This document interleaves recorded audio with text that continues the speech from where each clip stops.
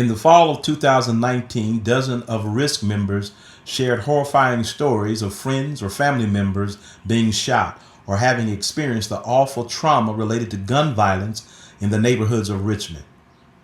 Well, in 2019, I lost my best friend, and he was murdered when I was actually 2 minutes from pulling up at his house. I was supposed to be with him, and by the grace of God, I wasn't. We saw Trey laying in the hospital bed, just looking like he was sleeping. He just had a little bump right here on his left temple. It was the bullet. It was the bullet that killed our son and brother. Homicides doubled between 2013 and 2020. Hundreds of people had lost their lives senselessly. At RISC Community Problems Assembly that fall, nearly 300 people gathered and voted to focus our work in the coming year on the terrible problem of gun violence. We formed a committee and started looking into best practices, what was working to combat this terrible problem elsewhere. We quickly discovered a field of work called focus deterrence. Focus deterrence. What does that mean?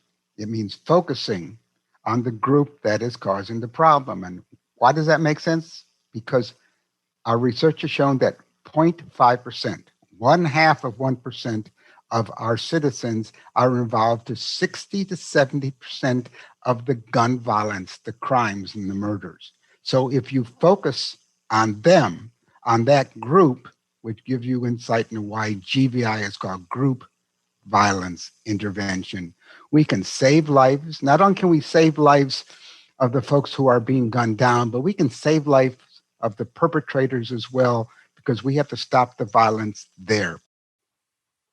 Dozens of cities have implemented GVI and found it decreases homicides and nonviolent shootings, in some cases more than 50%. In February 2020, 40 RISC members gathered at Ebenezer Baptist Church and presented GVI to him for the first time. In March, COVID-19 hit and we canceled our Nehemiah action. By June, we had regrouped and decided to ask Mayor Stoney to move forward with GVI via a Zoom meeting. But obviously the value structure of the program is something that fits well with me, and I'm sure it'll fit well with the chief as well. But I need to know specifics of what the program will do and what it will ask of the city police department. Stoney wanted to understand the program, so we convened a meeting with Richmond officials and staff from the National Network for Safe Communities, the providers of GVI.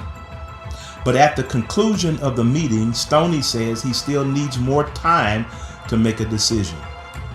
So on August 29th, we convened 529 members on Zoom. Mayor Stoney had a month since the meeting with the National Network, and so we asked him again. Nothing more I care about is ensuring that no life is lost in our city to gun violence. I will sit down with you all in 30 days. So we have the follow-up meeting with Stoney on September the 30th. And at that time, Mayor Stoney tells us he will be using a hybrid model. In our research, we discovered that GVI can be tailored to every city. Even though urban violence is very similar in every city, there is room to make a GVI program specific to the needs of Richmond. And we made sure the mayor was aware of this in several meetings. Stoney is reelected in November and from that point forward refuses to meet with us. On February 2nd, we received confirmation that he will attend our Nehemiah action on March the 23rd. However, when his proposed budget comes on March 5th, we question his allocation of only $2.9 million versus the $10 million he had given us every reason to believe he would be allocating. Stoney then reneges on his commitment to attend our Nehemiah action, calling RISC divisive. So when we look at this whole situation of Mayor Stoney choosing not to come to our Nehemiah action, How does that even happen? How do you not come to an event that you previously committed to in front of hundreds of people you committed to come? How do you decide not to come and do that with a letter to the organization? Not even the decency of having an opportunity to sit down and possibly discuss why you are choosing not to come. How does that happen? Then after that, we begin to hear from other people that somehow RISC is being categorized as being divisive. And Mayor Stoney, even in his letter to us, said that we were divisive. How are we divisive? How is it divisive to bring together 2,000 plus people of different races, different economics, socioeconomics, different ways of how we operate, even in our faith? But we bring all of those people together to do what? To fight for the marginalized? How is that divisive? So we pivot to Police Chief Gerald Smith.